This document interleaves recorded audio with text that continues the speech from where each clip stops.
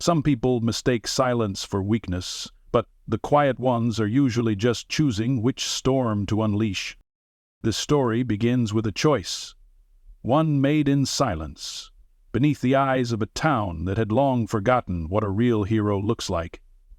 Let us know in the comment section below if you've ever witnessed someone reveal their true strength when the world least expected it. The clerk had seen the old man limp in 100 times. Always the same, gray flannel jacket, weathered ball cap pulled low over sharp, unreadable eyes, and that same damned limp dragging his left leg behind him like a stubborn ghost. Travis McGinnis had grown tired of it. Tired of that silence. Tired of the way the man never smiled, never spoke unless asked a direct question, and even then answered with clipped, gravel-thick words. He'd even once told his buddy Eric that if Henry Mourning was really a war vet, he'd probably be in one of those homes, not lurking around our register like a lost dog. But no one corrected him. Why would they? In a town like Dawson Ridge, people didn't ask questions unless they were gossiping, and Travis loved being at the center of that gossip like it was his personal son. It was just past 9 when Henry walked in again, same day, same time. Travis clocked him from behind the counter and rolled his eyes so hard it made his coworker Jess chuckle under her breath. "I'm gonna get the crusty pie again?" she muttered. "Guaranteed," Travis said. "Watch this. I bet he don't even say thank you." The store was quiet that morning. 3 retirees huddled around the front window talking about high school football, a young mom pushing a squeaky cart with her toddler chewing on a receipt, the kind of sleepy nothing morning that Travis loathed. Henry made his way down the bakery aisle like he was walking a battlefield. Each step seemed rehearsed. Right foot forward, pause, pull left leg, breathe, repeat. At the counter he placed the cherry slice and a small coffee on the belt. Travis didn't speak. He just reached for the items with slow, mocking deliberation. Slid the pie into a thin paper bag, sloshed the coffee lid carelessly, and rang it all up with a heavy finger like the touch screen had personally offended him. Henry reached into his jacket pocket and pulled out a few folded bills, ones, maybe a 5, and laid them down gently. "That's $3.40, old-timer," Travis muttered, even though the price was clearly visible on the screen. "You got it, or you need to run a tab with the government." Jess let out a soft laugh behind him. Henry said nothing, just nodded, handed over exact change, and waited patiently while Travis bagged it with the enthusiasm of a funeral director. Then it happened. As Henry turned to leave, balancing the hot cup and the flimsy paper bag in his 2 hands, Travis stepped out from behind the counter, brushing past him deliberately, shoulder to shoulder. It wasn't a mistake. It wasn't a bump. It was a shove. Henry's left leg didn't adjust in time. The coffee rocked, his knee buckled, he caught himself against the edge of the counter, hand gripping the corner like he'd trained for that fall 100 times before. His face didn't wince, his voice didn't rise, but something in his gaze shifted. "You all right, sir?" Jess asked, barely containing her smirk. Henry looked up at her with calm, glassy eyes. "Yeah," he said quietly. "Fine." He stood upright again like a man remembering posture, straightened his jacket, picked up the pie and coffee, and walked out. Travis snorted and turned to Jess. "See? Weak old man. Probably drunk off VA meds." But what no one saw was that Henry, once outside, stopped at the corner of the parking lot, set his coffee gently on the sidewalk barrier, reached into his jacket's inner pocket, pulled out a phone that looked far newer than anything else he owned. His hands, steady now, typed a 4-digit code with perfect accuracy. He made a single call. No one saw his lips move, no one heard what he said, but when he hung up, he didn't walk away. He just stood there, back straight, eyes scanning the sky, like he was waiting for something. And across the street, Maya Reyes, the 22-year-old barista from the bean shed, watched the whole thing from behind the cafe's dusty glass window. She'd served Henry every Saturday morning for nearly a year. Always the same coffee, always the same gentle nod, always the same polite smile when she handed him his change. But this was different. There was something about the way he stood that sent a chill crawling down her arms. Not fear, not even awe. Recognition, the kind you feel when you see someone take off a mask they'd been wearing for decades. She stepped outside and walked toward him slowly. "Mr. Mourning?" she asked. He looked at her and gave the smallest, almost imperceptible smile. "It's about time," he said softly. Behind them, the grocer doors opened again. Travis stepped out, lighting a cigarette and muttering to himself. That was when the first thump-thump echoed over the ridge. Maya's eyes lifted skyward. So did Henry's. But he didn't flinch. He didn't blink. He just stood there, his shadow long and still across the pavement, like a man who knew the storm was finally coming and that it had always known where to find him. Henry Mourning didn't speak again for a long time. He stood there as the thrum of rotors grew louder, as Maya shifted her weight nervously beside him, and as Travis, barely paying attention, took another drag from his cigarette, like a man who didn't yet realize the sky above him was about to change color. Across the lot, customers were starting to notice. Conversations stalled, heads tilted toward the rising sound, a dull, rhythmic boom growing stronger with every heartbeat. But most thought it was construction, maybe a medical evac. No one jumped to conclusions in Dawson Ridge, except for Henry. Henry knew exactly what was coming. Maya leaned toward him slightly, whispering so no one else could hear. "Mr. Mourning, should I be worried?" He didn't answer right away. Instead, he pulled a thin dog tag from beneath his shirt, his fingers brushing across the worn, flattened surface. It didn't shine like it once did, but the numbers were still there. The name, the rank, the proof. No, he said finally. But someone should be. Maya didn't know what to say to that. She only nodded, swallowed the lump rising in her throat, and glanced again toward the heavens. The sound was thunder now, rhythmic, heavy. Then, like clockwork, the sky split. 2 Black Hawk helicopters crested over the hilltop just east of the town, low and deliberate, the kind of flight path not meant for transport or training. No, this was a statement, a warning wrapped in steel and motion.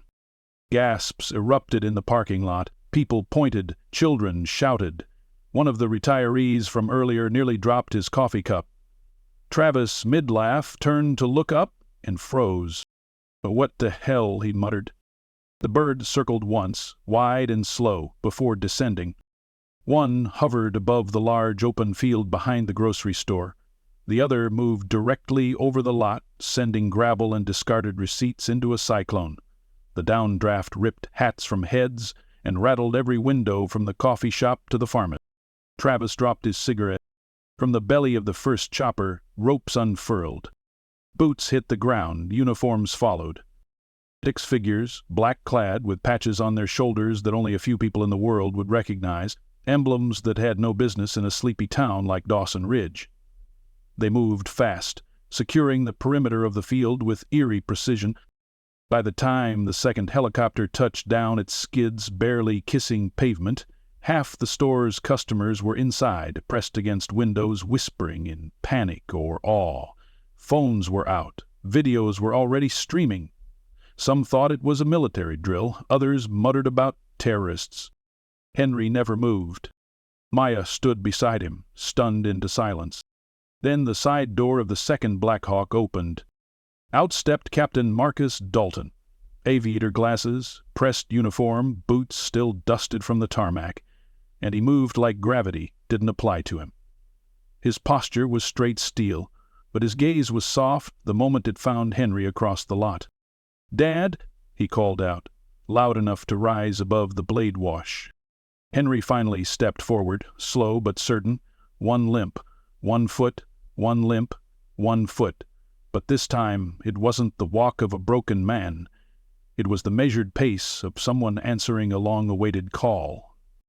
Travis stumbled backward toward the glass doors, face pale. Is Is that for him?"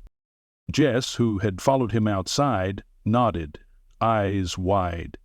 "Dude, you shoved that guy." How was I supposed to know?" "You didn't need to know," Maya said, her voice cutting in with quiet fury. "You just needed to be decent." Henry stopped 5 feet in front of Marcus. The two men didn't hug, didn't salute, just a brief exchange of nods, one acknowledging, the other understanding. Then Marcus turned toward the gathering crowd. "This man," he said, voice amplified by the small headset clipped near his mouth, "is Sergeant First Class Henry Mourning. 3 tours, Bronze Star, Silver Star, Distinguished Service Cross, prisoner of war for 9 months, and still walked 40 miles on a shattered leg to extract his team from behind enemy lines. He is my father, and today he was disrespected." The words hit like gunfire. "I don't care if you're wearing a uniform or bagging groceries," Marcus continued, sweeping his gaze over the gathering onlookers. "You do not shove a soldier who still carries the war in his bones. You do not mock a man who gave more to this country than most of us can ever repay." Travis looked like he wanted to melt into the asphalt. A young man stepped out from the small crowd and said nervously, "We didn't know." "He never said." "He never had to," Marcus replied. "He showed up. Every week, every day, in silence. That's what warriors do." Then he turned to Henry, placed one hand on his father's shoulder, and asked softly, "Ready?" Henry exhaled, not in weariness, but in release. "Yeah," he said. "Let's go." As the two men walked back toward the waiting helicopter, the crowd parted like waves. No one dared speak. A few bowed their heads. One elderly man saluted, his hand trembling. Travis took one step forward, as if to say something, but Maya stepped between them, eyes locked on his. "You wanted to know who he was," she said. "Now you do." The rotors kicked up again, the wind screamed, the Black Hawk lifted from the pavement like a ghost ascending into storm light.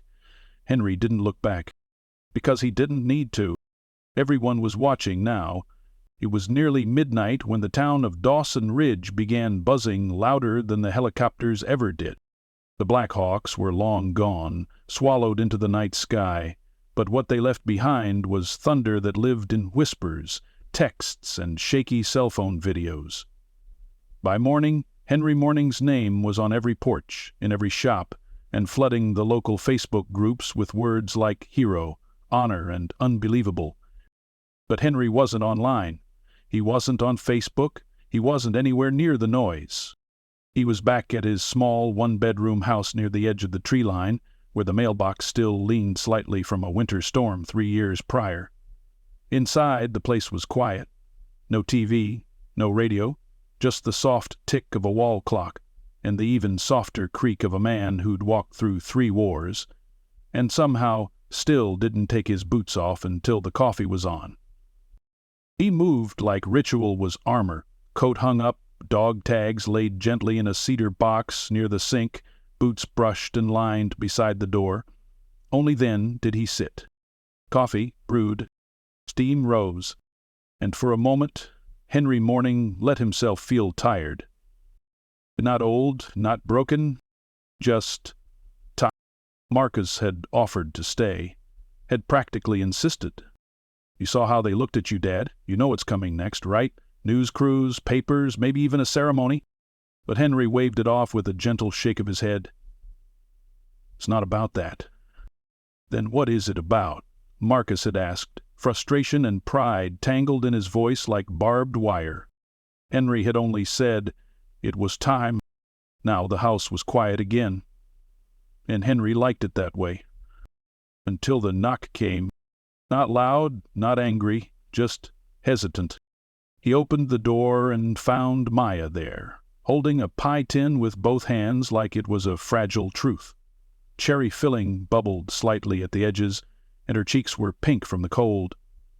Or maybe something else. "I thought you might like a fresh one," she said softly. "Not store-bought. Real crust, too." Henry didn't smile, but something in his eyes warmed. He stepped aside and motioned her in. She took in the house with quick glances, the walls lined with books, a modest dining table with one chair pulled out, and a mantel above the fireplace with no photos, only medals, no dust, no clutter, just space that felt lived in but never shown off. "Coffee?" he asked. She nodded. They sat in silence for a while, steam rising between them, the pie untouched. Finally, Maya spoke. "I'm sorry I didn't say anything sooner." "You said enough today," Henry replied, voice like gravel smoothed by time. She hesitated. "I saw the way Travis treated you for months. I should have done more." "You did exactly what you were supposed to do," he said, looking out the window. "You watched, you listened, and when it mattered, you stepped forward." "I still feel like I failed." Henry turned to her, eyes sharp, but not unkind. "You didn't fail. The people who stay quiet when it's easy to speak, they fail. You didn't." She took a breath like she wanted to cry, but didn't. Instead, she nodded. "Well, the whole town knows now." "I know. They're calling for the mayor to issue a public apology. The store's corporate office already called Gracie's. Travis got suspended this morning." Henry sipped his coffee. Maya waited for him to say something. He didn't. "Don't you want him to lose his job?" "No," Henry said. "Why not?" He leaned back slowly. "Because shame stays longer than unemployment. Let him walk into that store now and feel every set of eyes. Let him know who he pushed every time he looks at that counter." Maya stared at him, both stunned and moved. "That's cold." "No," he said. "That's justice, quiet justice, the kind that lasts." They sat in silence again, but this time it wasn't heavy. Outside, the morning light began creeping across the yard, brushing frost from the grass in soft, golden strokes. Then Henry reached into the small drawer beside his chair and pulled out a photograph. Creased, worn, black and white. 5 young men in fatigues, standing shoulder to shoulder in front of a downed bird, grinning like they'd beaten death itself.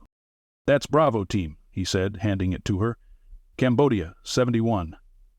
That's me. That's Carter, Simmons, Jimmy Lee, and the one in the middle with the radio. That's Price." Maya studied the photo. "You all look like kids." "We were." "What happened to them?" Henry took the photo back and placed it gently on the table. "They didn't come home." She didn't speak. She didn't need to. "That's why I come every Saturday," he continued. "Not because the pie is good, not because the coffee's cheap, because they never got to come home and drink a simple cup of coffee on a quiet Saturday morning. But I did, so I honor them with that." Maya blinked back tears. "Never knew," she said. "No one did, until now." They sat for a long while, the pie still untouched, but somehow that didn't matter. Later, after Maya left with a quiet thank you, and Henry stood once more to clean up, he paused beside the door and looked out at the street. 2 teenage boys rode by on bikes. One of them shouted, "Thank you for your service, Mr. Mourning." He raised a hand. Not a wave, not a salute, just acknowledgement. And somewhere behind him, for the first time in a very long time, a frame was added to the mantel. One more picture, one more memory honored. The following Saturday arrived like clockwork, just like it always had. But this time, Henry Mourning didn't walk alone. Marcus was back in town. Not in uniform this time, but still carrying that same presence, the kind that made people straighten up when he passed. He parked across from Gracie's Grocers in an unmarked black SUV and stepped around to open the passenger door for his father. Henry moved slow, as always, but steady. The limp was still there. It would always be there. But so was something new. A murmur from across the parking lot, the kind of hush that spreads when reverence replaces routine. People had gathered. Not in a crowd, not in a spectacle. They stood along the sidewalk, quietly, like lining the edges of a parade that hadn't started yet. Neighbors, teenagers, teachers, a few children clutching handmade signs with words like "Thank you, Sergeant Mourning" and "Our Hero." Henry paused halfway to the entrance and nodded once. Just once. But it was enough. Inside Gracie's the air had changed too. Gone was the buzz of small-town gossip. In its place was something tighter, more alert. The clatter of carts had softened. Conversations quieted when the chime above the door sounded. Travis wasn't behind the counter anymore. Jess was, and her eyes went wide the moment Henry stepped inside, not from fear, but from awareness. Like she suddenly realized she'd spent the past year watching history limp past her and never knew it. "Morning, Mr. Mourning," she said gently, placing a fresh slice of cherry pie into a sturdy box without being asked. "On the house." Henry looked at the box, then at her. "That's not necessary." She held her gaze. "It is, to me." He took the box, nodded once, and moved on toward the small coffee station near the bakery aisle. This time, Maya was waiting for him. A full thermos sat beside a ceramic mug, real china, not styrofoam, not today. "I figured we could do better," she said with a half-smile. Henry didn't smile back, but his eyes lingered on hers a moment longer than usual. "Thank you," he said. "You're welcome, Mr. Mourning." He took his seat at the small corner table near the window, the same one he always chose, and for a long moment just looked out, at the trees beyond the parking lot, at the blue sky untouched by rotor blades, at the world as it was now, not as it had been. Across the room, people tried not to stare. Some failed. A boy no older than 10 tugged on his mother's sleeve and whispered, "Is that the guy from the video?" His mother nodded, then quietly took out her phone and snapped a picture, not of Henry, but of the pie on his table, the coffee beside it. It would later appear online with the caption, "A real American hero eats here every Saturday, and we're lucky to have him." In the back room, the owner of Gracie's, an older woman named Leanne Gracie, stepped out for the first time in months. Her knees were bad, and she normally left the store running to her staff, but not today. Today she walked out in a long navy coat, her silver hair pulled back into a tidy bun, and a folded flag in her arms. She approached Henry's table slowly, her hands trembling slightly. When she spoke, it was not rehearsed. "Mr. Mourning," she said, her voice thick. "My late husband served in Korea. He would have wanted me to say this. On behalf of our town, and for what it's worth, I'm sorry we didn't see you sooner." Henry stood, slowly, respectfully. He looked down at the folded flag, then into the eyes of a woman who had once walked past him without a glance. "You see me now?" he said.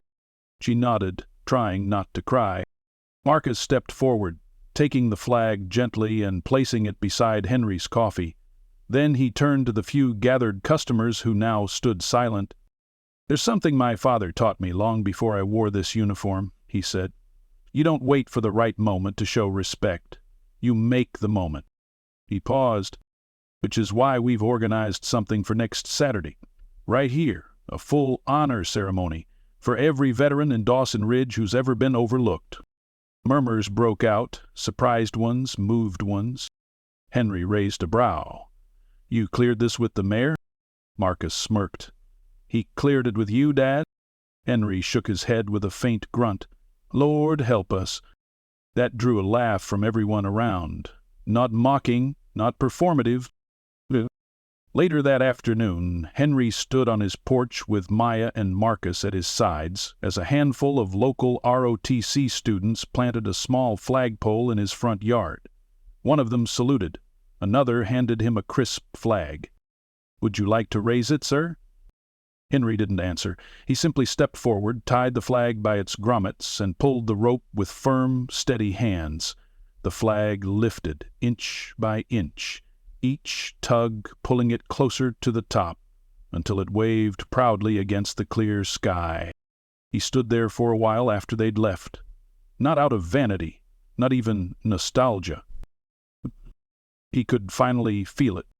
And as the wind moved gently through the trees, Henry Mourning sat on his porch, coffee in hand, pie beside him, watching the stars come out one by one over a town that finally knew who he was. And this time, they would never forget.